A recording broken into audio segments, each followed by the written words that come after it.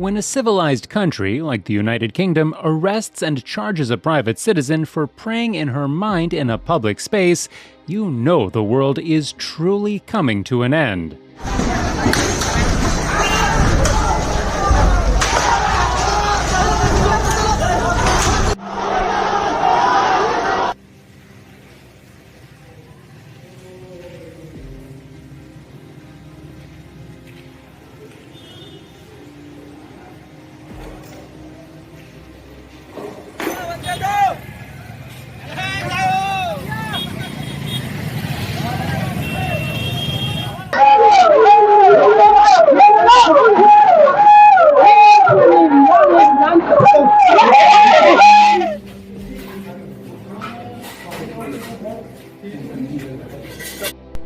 इसमें कोई शक नहीं है कि जब से बीजेपी पार्टी सत्ता में आई है साल 2014 से, तब से 300% मसीहों के ऊपर अटैक्स यानी परसिक्यूशन स्ताव बढ़ा है।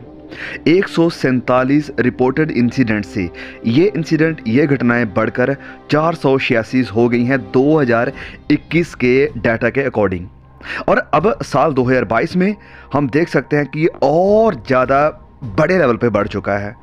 रिसेंटली हम देख रहे हैं मध्य प्रदेश में, छत्तीसगढ़ में, यूपी में, असम में और भी बहुत सारी जगह पर, तमिलनाडु में ये इंसिडेंट लगातार बढ़ते जा रहे हैं। और छत्तीसगढ़ में तो मानो हद हो गई है।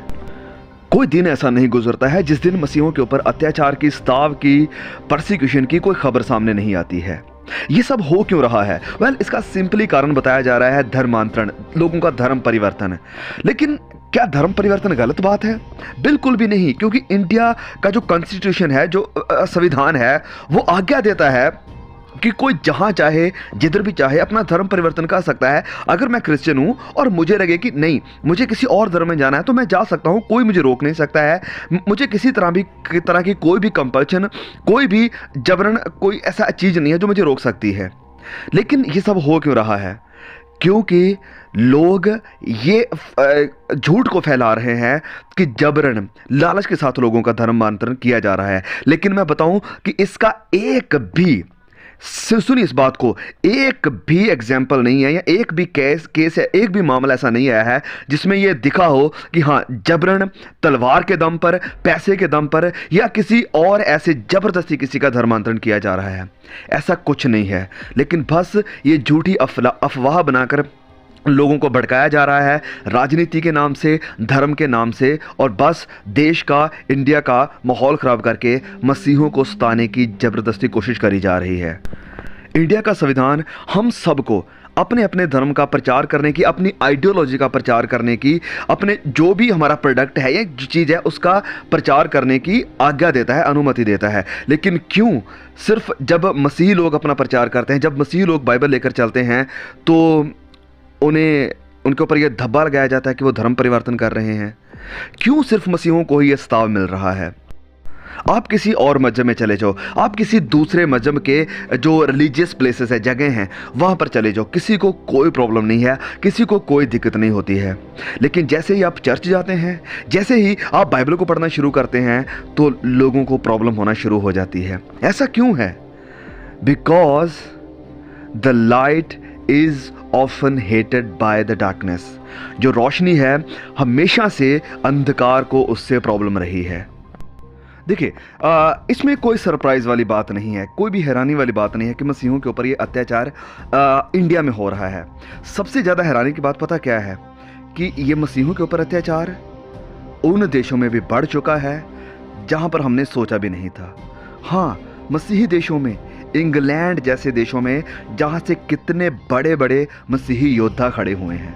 George Whitefield, Thomas Cranmer, Charles Spurgeon, John Wesley, William Booth, John Bunyan, Alistair Begg और Fred Phillips, J C Ryle, John Gill, इतने बड़े बड़े मसीही योद्धा, मसीही प्रचारक ये देश देने वाला है। कौन? England, British. और आज ये मसीहों के साथ क्या कर रहा है, चलिए देखते हैं। What are you here for today? Physically, I'm just standing here. Okay. Why here of all places? I know you don't live nearby. But this is an abortion centre. You praying? I might be praying in my head. Not out loud. So I'll ask you once more, will you voluntarily come with us now to the police station? Okay, तो मैं बताता हूँ कि यहाँ पर चल क्या रहा है। वेल एक्चुअली एक अबॉर्शन सेंटर के क्लिनिक के सामने ये औरत जिसको आप देख रहे हैं स्क्रीन के ऊपर, ये प्रार्थना कर रही है।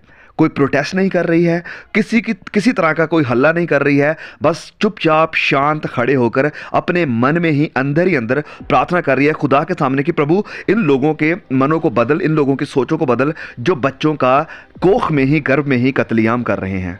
और इसके रिस्पॉन्स में पुलिस आती है और कहती है कि वेल आप अगर मन में ही प्रार्थना कर रहे हैं तो आपको चुपचाप हमारे साथ पुलिस स्टेशन में चलना होगा। क्या आप यकीन करेंगे कि अगर आप चुपचाप खड़े होकर भी प्रार्थना कर रहे हैं, अपने मन में शांत होकर किसी को कुछ नहीं बोल रहे हैं, तो भी आपको अपराधी की नज़र में देखा जाएगा, तब भी आपको पुलिस अरेस्ट कर लेगी? कौन से देश में ये हो रहा है?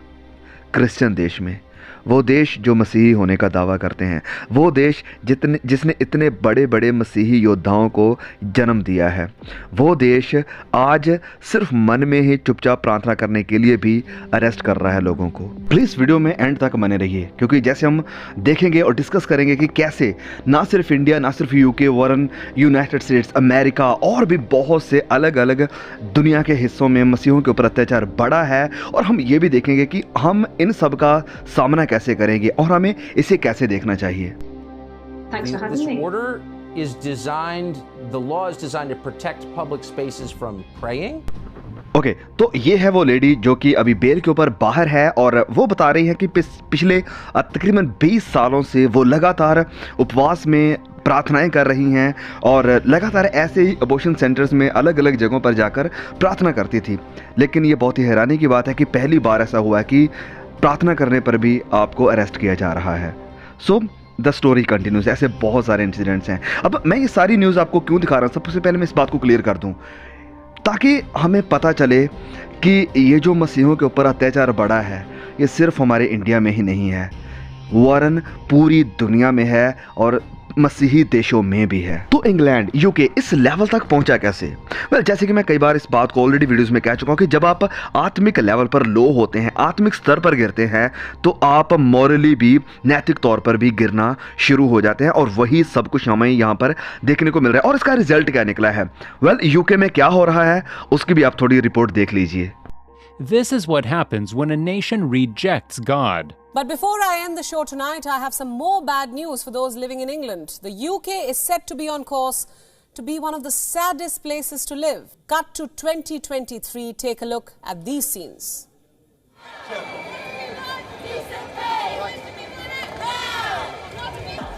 There is anger on the streets of London.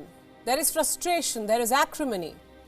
It's a season of strikes in England, so much so there's a strike calendar in the UK. Nurses, ambulance drivers, bus drivers, highway workers, teachers, the border force, university staff, Royal Mail workers, they're all going on strikes. Divorce rates in the United Kingdom are set to hit a 50-year high. British couples are unhappy.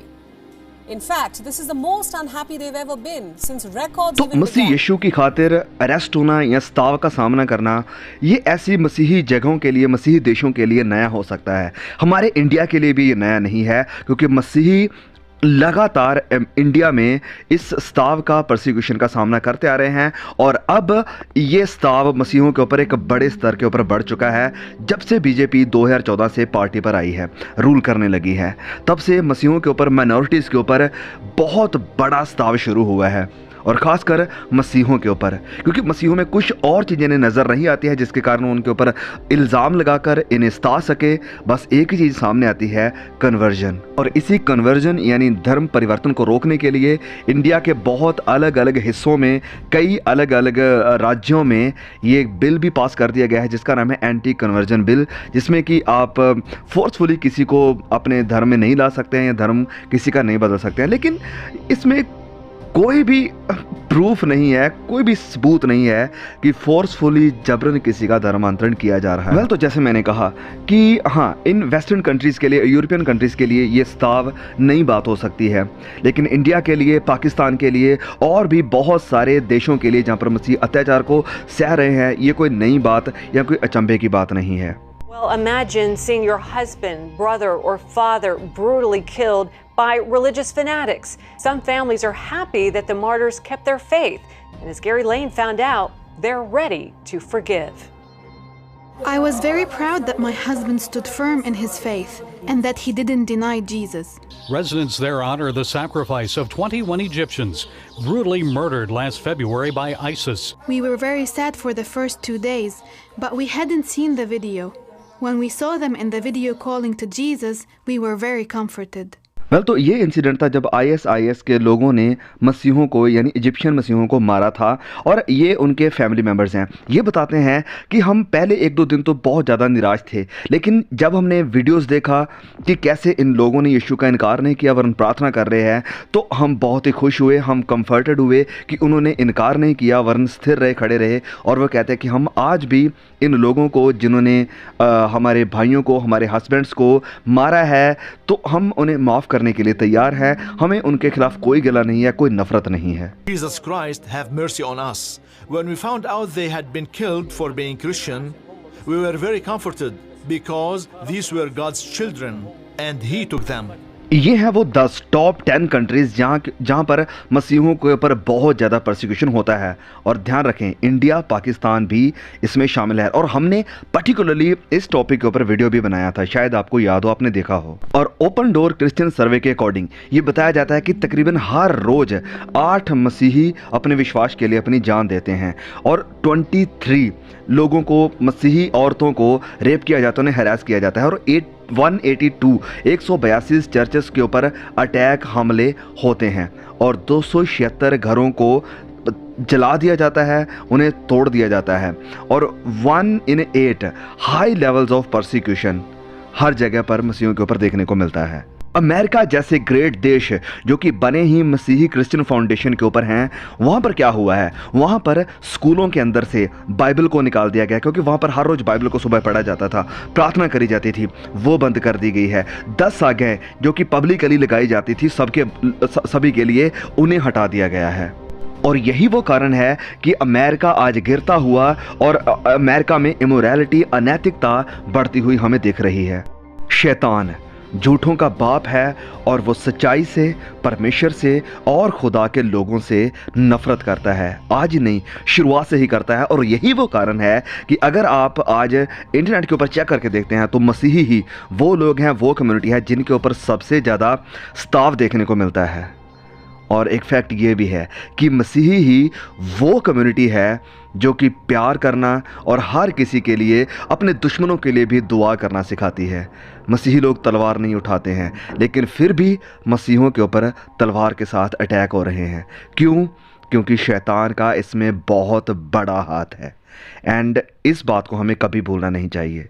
तो मेरे भाइयों, मेरी बहनों, जैसे कि मैं पहले भी कई बार इस बात को कहते आ रहा हूँ और फिर कहूँगा कि ये जो मसीहों के ऊपर स्ताव है, ये कम होने वाला नहीं है। अभी एंटी क्राइस्ट की आत्मा काम कर रही है, लेकिन जब वो खुद आएगा, जब वो खुद प्रकट होने वाला है, इसमें कोई दो राय नहीं है कि वो नहीं आएगा, आने वाला है बहुत जल्द।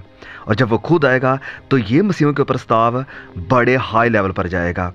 कोई मसीह नहीं बचेगा जिसको इस स्ताव का, परसिक्यूशन का सामना नहीं करना पड़ेगा। तो भाइयों, जब तक हमारे पास टाइम है, जब तक हम बाइबल को पढ़ सकते हैं, हम प्रार्थना कर सकते हैं, फेलोशिप का हिस्सा बन सकते हैं, तो इसे ग्रांटेड में ना ले, इसे कोई आम बात ना समझे। क्योंकि बहुत सी जगहों पर, इंडिया के ही कई अलग अलग हिस्सों में, छत्तीसगढ़, यूपी, MP और भी बहुत से हिस्से हैं, आप जानते हैं, वहाँ पर ये सब करना गुनाह बनता जा रहा है।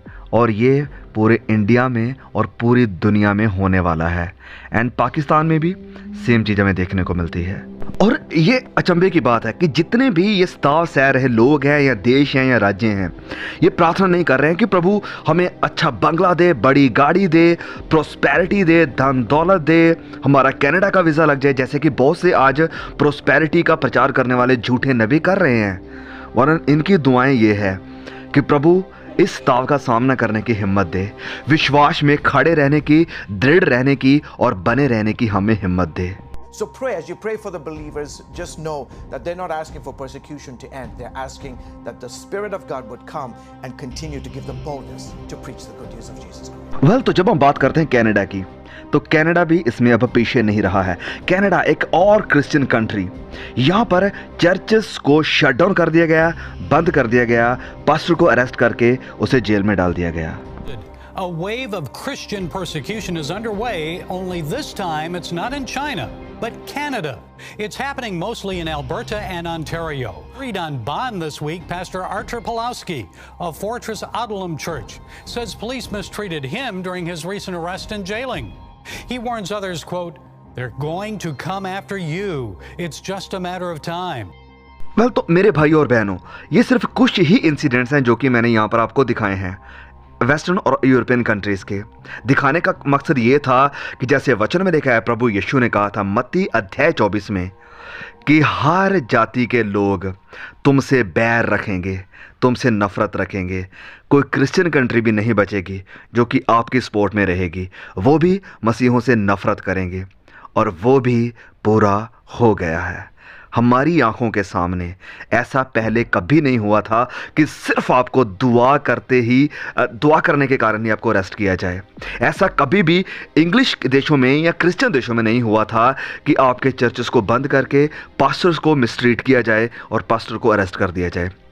ऐसा हुआ है क्योंकि भविष्यवाणियों का पूरा होना जरूरी है, प्रभु यीशु की बातों का पूरा होना जरूरी है। और इन सब चीज़ों को देखकर क्या हमें डर जाना चाहिए, क्या घबरा जाना चाहिए?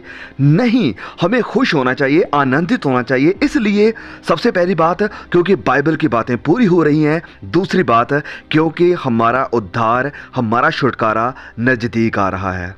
और हमें कहना चाहिए जैसे वचन में लिखा है कि आ प्रभु आ, कम लॉर्ड जीसस।